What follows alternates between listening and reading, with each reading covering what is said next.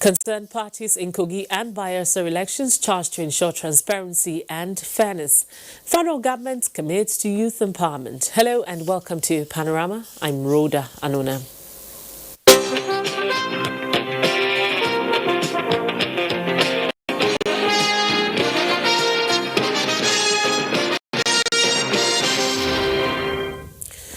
President Muhammadu Buhari has made a strong demand for exemplary conduct of non-partisanship on the part of elections and law enforcement officials in the Kogi and Bayelsa elections.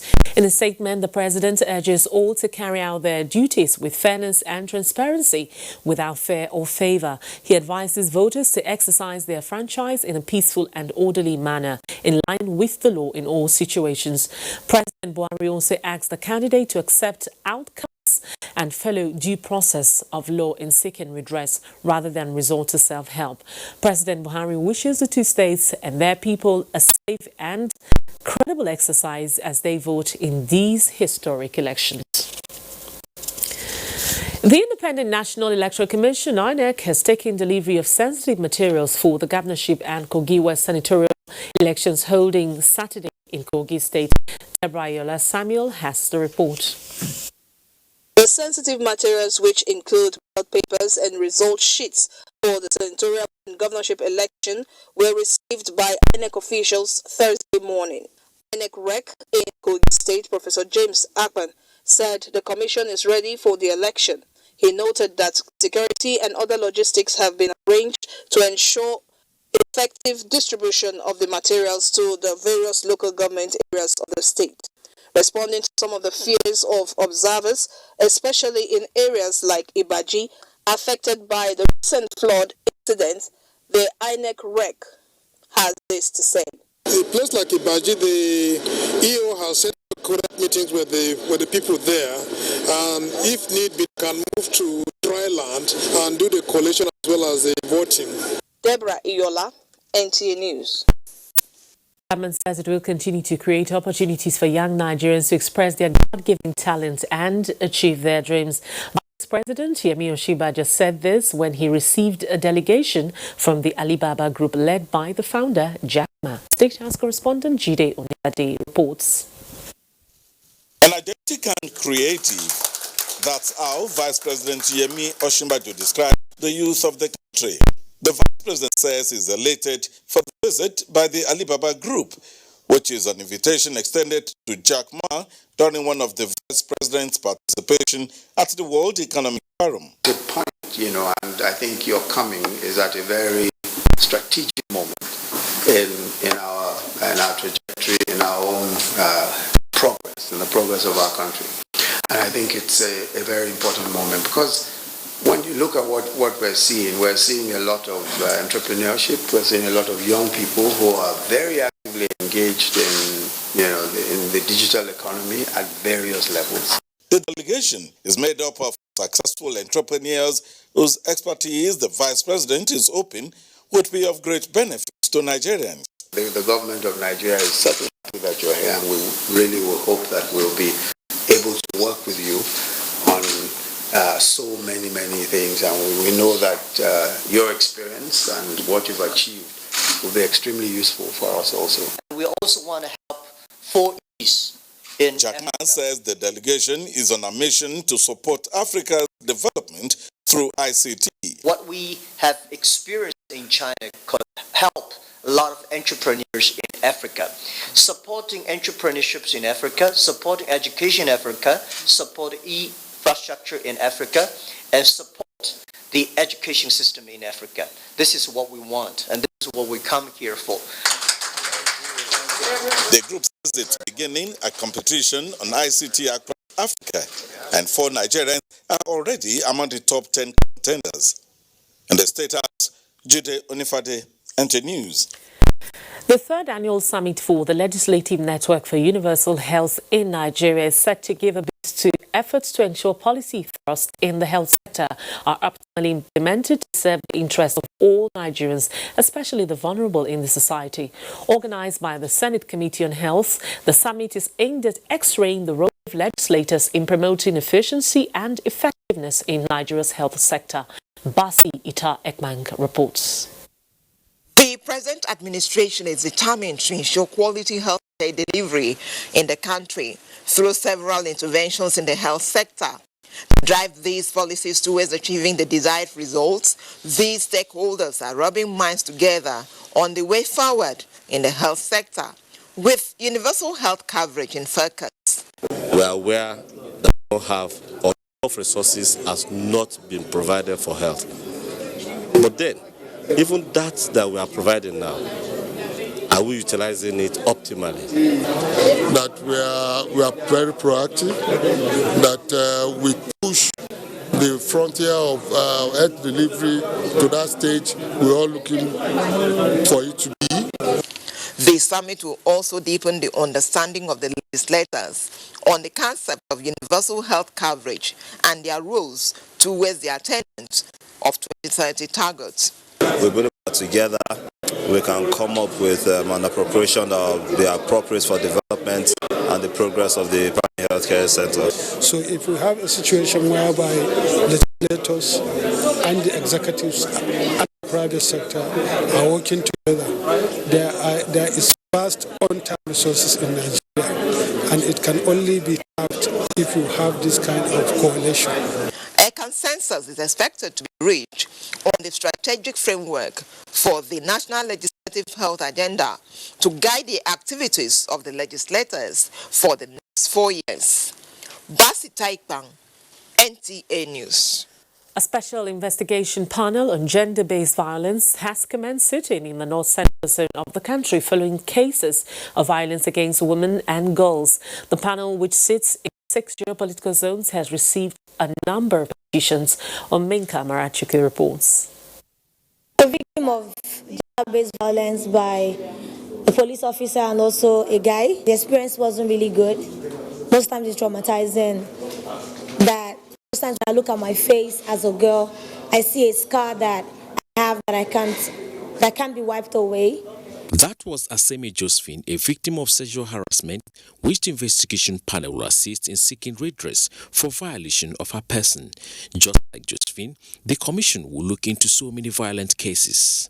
The panel will investigate matters of conduct and discipline of the joint task forces, including the Abuja Environmental Protection Board, the police, and other law enforcement agents during these raids, especially as it affects women and girls within the past 10 years. The panel will identify individuals directly responsible for any violations and abuses and make recommendations for further actions. Meanwhile, the panel has received over 90 petitions across the country, with Southeast accounting for the highest number of 35 cases, North Central 19, Northwest 12, South 11, while Northeast has the least with 4 cases. The sitting for North Central Zone will last for a period of 3 days. In Abuja, Omenka Marachuku, NTA News. Signatures for a successful implementation of the 2030 Sustainable Development Goals has been collated. Okechukwu Ndukwe reports that the exercise was the brainchild of the National Bureau of Statistics.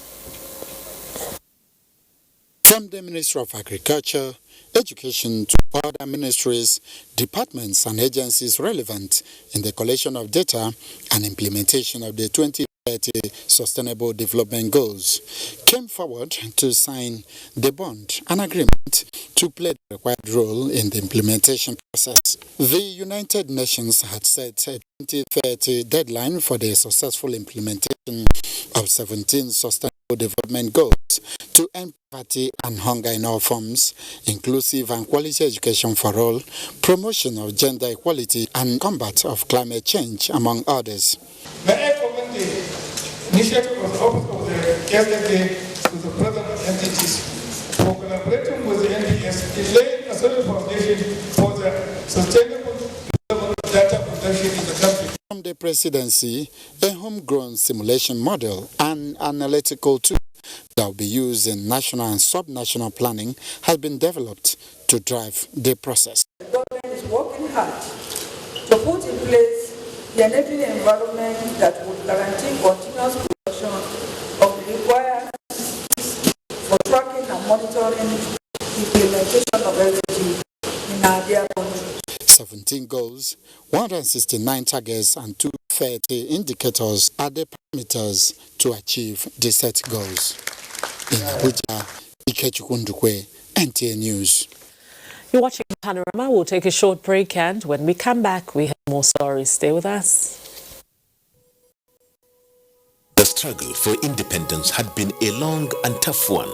Our founding fathers and compatriots sacrificed their comfort and even shed their blood. We cannot at this point in history afford to spirit away their sacrifices for immediate but temporary gains of today. Let us emphasize what unites and not what divides us. Working for the unity of purpose with a stronger vision for a better tomorrow. NTA, growing with the nation. No matter where you come from, no matter your religion, we are one. Let's live together. Let's stop fighting each other.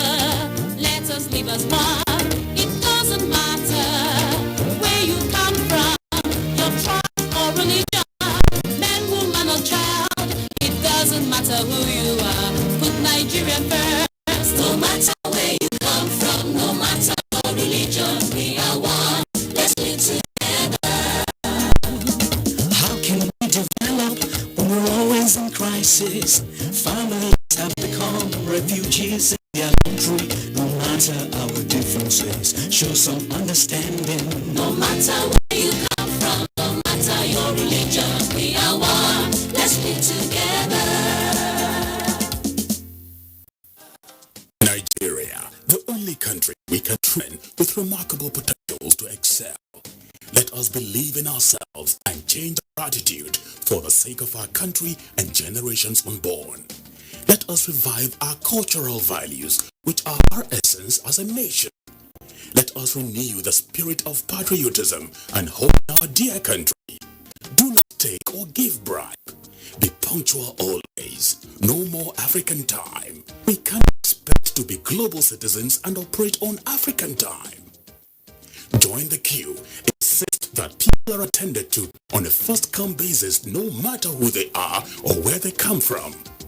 Nigeria, good people, great nation.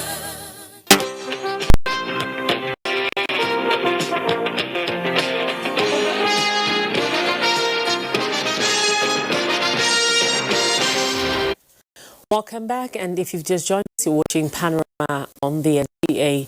The federal government has strengthened its resolve to sanitize the social media space in the country. Information and Culture Minister Lai Mohammed stated this at a meeting with members of the Guild of Corporate Online Publishers in Abuja. Anthony Forsen reports. I want to use this opportunity to solicit your support. Soon after the announcement by the federal government of its intention to sanitize the social media space, an intense debate has erupted, which the minister said is healthy, going by the fact that a line has been drawn between those who support the idea and those who oppose it. For those who are against, they argue that the nation has enough laws to deal with the issue.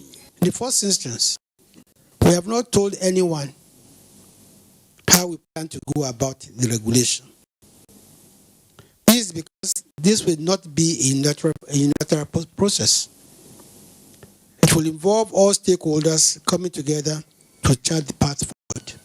The minister maintained that apart from enacting a new law, the country will leverage on the technical know-how of giants like Facebook, Twitter, WhatsApp, and Instagram to check the menace. It is therefore premature for anyone to say, oh, there are enough laws already to deal with social media deviants.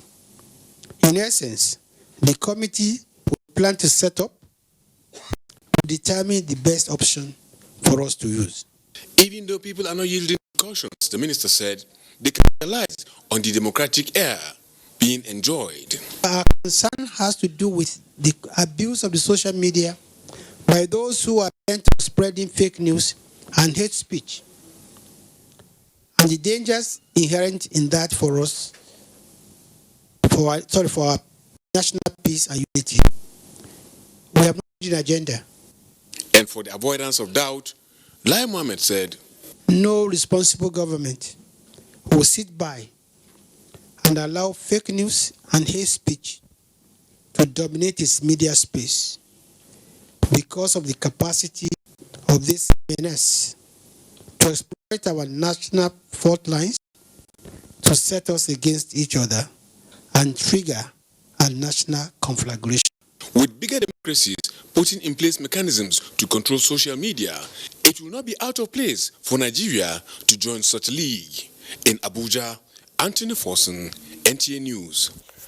The Constituency Projects Tracking Group, inaugurated by the Independent Corrupt Practices and Other Related Offences Commission to ensure funds appropriated by the federal government for constituency projects are effectively carried out by legislators, is yielding positive results in just its 7 months coming into force. Haman Jabani tells us more. Since the federal government began the annual budgetary allocation for constituency projects in 2004, allegations of non-performance, diversion of funds and poor execution of projects have been identified as challenges. These and other issues informed the inauguration of the tracking group by the Independent Corrupt Practices and Other Related Offences Commission, launched in April this year, to track and monitor constituency project implementation and performance.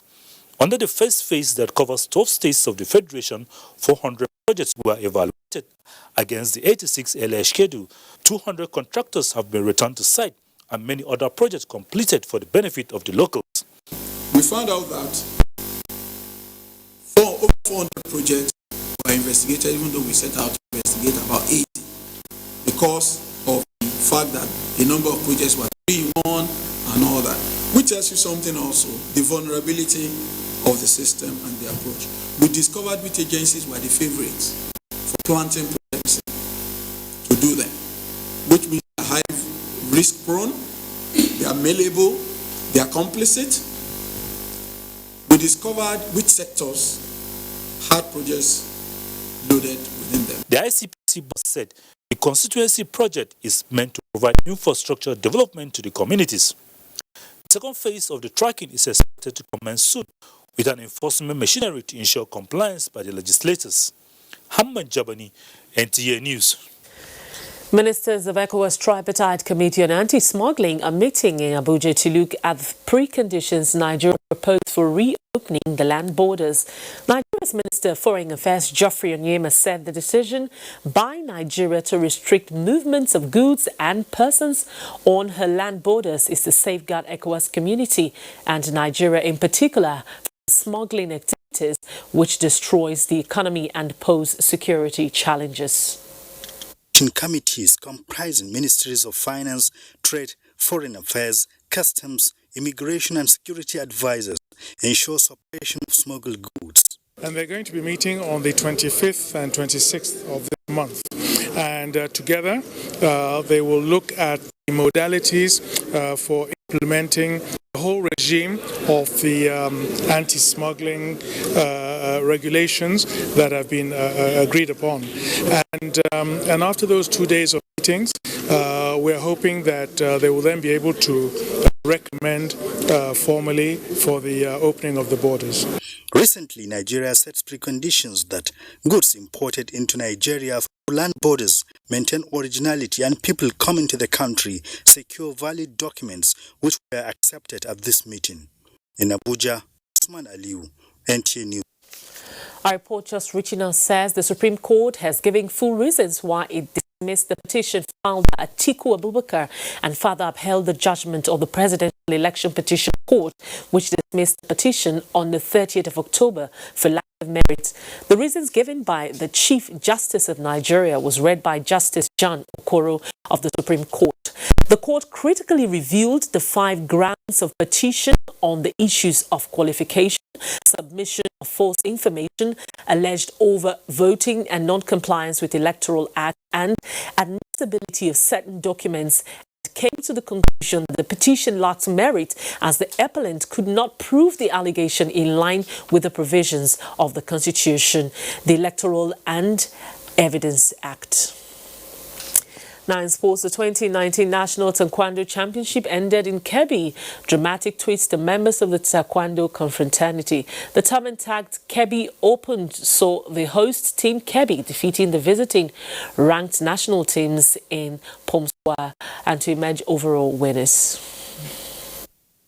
The 3 days of intense action ended with Team Kebbi emerging the overall winner with 17 medals, while the Nigeria Security and Civil Defense Corps and Team Chika Chukwumerejo Sports Foundation emerged in second and third places with 7 and 6 medals respectively. Team Kebbi therefore emerged the best team of the tournament, while Benjamin Okumosi and Josephine Esuku emerged as the best athletes of the tournament in male and female categories respectively. The Federation is striving hard to make sure our athletes are constantly having competitive events to make sure they're in top form, because obviously you know our Olympic qualifiers is 22nd February to 23rd February 2020. So if they keep competing like this, then certainly our chances are more higher. The Vice President, Nigeria Taekwondo Federation, Grandmaster Abdullahi Saidu Baba, who hosted the event, described as fulfilled, seeing to the end of the tournament peacefully, and commended all stakeholders for their cooperation. My aspiration is in the future to see that we build up an Olympic team from here. That is, we enhance the training of our athletes to world standards. To the athletes, the outing was outstanding and propeller in their professional career. Hosting and winning is the ultimate. They came to our state here, but we took the overall. Very excited, but basically what it means to me is that the hard work paid off, and I'm really grateful to my coach, and of course I'm grateful to the management of the Nigeria Security and Civil Defense Corps. The tournament was witnessed by taekwondo enthusiasts, including the representative of the state deputy governor, senior sports administrators, politicians, and other government functionaries. Jonathan Kwakili, NTA News. Let's take some more sports stories. Super Eagles of Nigeria locked horns with the scorers of Benin Republic in one of the Group L matches of the 2021 Africa Cup of Nations qualifier played at the Gossel Akpabio International Stadium, Uyo. The scorers of Benin Republic took the lead in the second minute of the match through Stephen Sesson, while Victor Shimen converted a penalty to restore parity for Nigeria. Samuel Kalo scored in the second half to give Nigeria the lead as it ended 2-1 at the regulation time. Super Eagles coach Kenneth Raw commended his players for their fighting spirit, while his counterpart from Benin Republic said they lost to a better team. The players are professionals. They stay cool-headed, like the staff, and they know that the game is long. A lot of things can come. So nobody was in panic. The bench was not in panic. The players were not in panic. We know that we can play football. We have a team, we can have confidence in the technical quality of our team. So, at a defeat, we know it's logical. There is a difference between Nigeria and Benin. But, okay, we have fought as much as we can. For the fans, the victory of Super Eagles of Nigeria is well deserved. I like the way they kept their heads cool, especially when they considered the first goal. I think it shows maturity on their side. It shows that they are a very tactically brilliant side. Nigeria tops Group L with 3 points. Sierra Leone and Lesotho have 1 point each, while Benin Republic has no points. Nigeria will travel to Maseru to play Lesotho on Sunday. In Uyo, John Paul